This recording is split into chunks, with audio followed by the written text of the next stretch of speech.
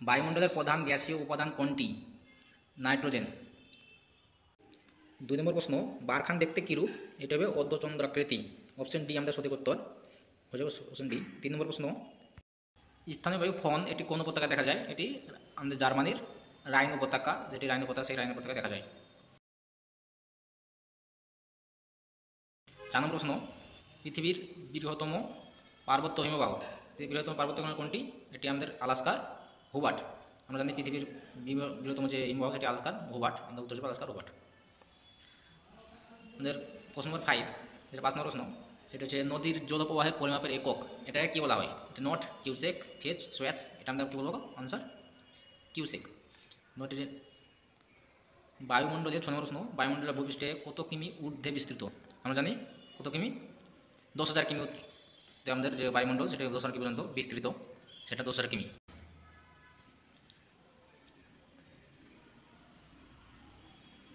7 নম্বর প্রশ্ন, একটি ঝুড়ি ভর্তি ডিমে বা ডিমের ঝুড়ির মতো ভূমিরূপ কী নামে পরিচিত? এটা আমাদের ড্রামলিন, ডি আমাদের উত্তর হিসেবে ড্রামলিন, ডি।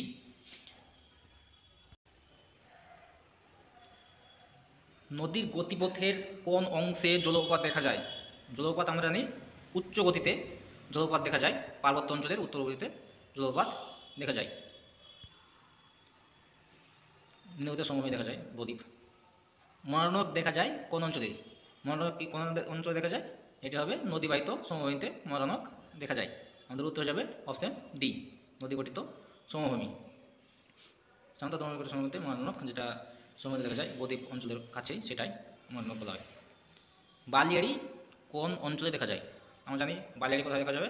সমুদ্র উপকূল অঞ্চলে বালিয়াড়ি আমরা দেখতে পাই, বালির চর দেখা যায়, সেটা বালিয়াড়ি। হিমবাহ সৃষ্টি উপত্যকা কি আকৃতি হয়ে যায়? এটা হচ্ছে ইউআকৃতি উপত্যকা হিমবাহতে দেখা যায়। পৃথিবীর উচ্চতম জলপ্রপাত কোনটি? উচ্চতম জলপ্রপাত আমরা জানি অ্যাঞ্জেল। চীন সাগরের ক্রান্তীয় ঘূর্ণিপাতকে কি বলি? চীন সাগরে আমরা জানি টাইফুন।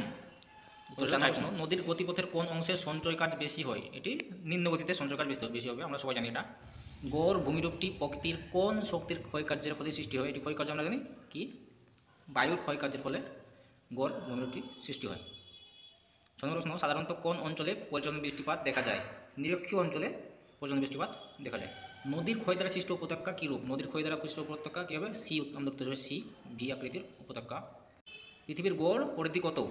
অপশন এ 40,000 কিমি।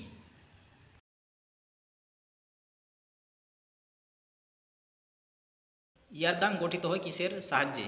ইয়ারদাং বায়ুর ক্ষয়কার্যের ফলে ইয়ারদাং সৃষ্টি হয় মরু অঞ্চলে। 10 নম্বর প্রশ্ন, মানুষ সর্বপ্রথম চাঁদে নামতে সক্ষম হয়েছিল কবে? অপশন এ 1969 সালে প্রথম চাঁদে গিয়েছিল কে? নীল আর্মস্ট্রং, এডমন্ড হ্যালিডে এবং মাইকেল কলিস। আমরা চলে যাব পরবর্তী প্রশ্নে, নেক্সট পোস্ট। ভূপৃষ্ঠে মোট কটি বায়ুচাপ বলয় আছে? আমরা জানি কটা? 60টা। আমাদের অপশন এ 60টি বায়ুচাপ বলয় রয়েছে।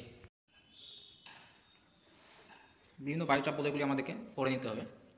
বায়ুর আর্দ্রতা পরিমাপক যন্ত্রটা, এটা আমরা সবাই জানি অপশন ডি, হাইগ্রোমিটার। বায়ুর আর্দ্রতা পরিমাপ করা হয় হাইগ্রোমিটারের সাহায্যে। স্পিডোমিটারের সাহায্যে রক্তচাপ মাপা হয়। মৌসুমী বায়ু কী ধরনের বায়ু? এটা হবে একটা সমসাময়িক বা সাময়িক বায়ু, সমসাময়িক আসে সেই জন্য এটা সাময়িক বায়ু বলা হয়, মৌসুমী বায়ুকে সাময়িক বায়ু বলা হয়। 4 নম্বর প্রশ্ন, পৃথিবী একই স্থানে কতবার জোয়ার ভাটা হয়? তো উত্তর যাবে অপশন এ 2বার। 2বার জোয়ার ভাটা আমরা দেখতে পাই পৃথিবীতে। তো ভারতের কোন অঞ্চলে বছরে 2বার বৃষ্টিপাত হয়? এটা সবাই জানি আমরা, করমণ্ডল, তামিলনাড়ু করমণ্ডল উপকূল, সেই উপকূলে 2বার বৃষ্টিপাত হয়। ঘূর্ণবাত ও প্রতীক ঘূর্ণবাতে কী ধরনের বায়ুপ্রবাহ দেখা যায়? উত্তর হবে অপশন সি, আকস্মিক বায়ুপ্রবাহ। 7 নম্বর, পৃথিবীর সর্বাধিক লবণাক্ত হ্রদ কোনটি? এটি হবে ভ্যান হ্রদ। অপশন সি উত্তর, আমাদের সঠিক উত্তর ভ্যান হ্রদ, পৃথিবীর সর্বোচ্চ লবণাক্ত হ্রদ। পরবর্তী প্রশ্ন, টাইগ্রিস ও ইউফ্রেটিস নদীর মিলিত প্রবাহকে কী বলি? 7 আরব। আমুদরিয়া ছিদ্দরিয়া এটি করেছে কোথায়? এটা হবে আরল সাগরে পড়েছে।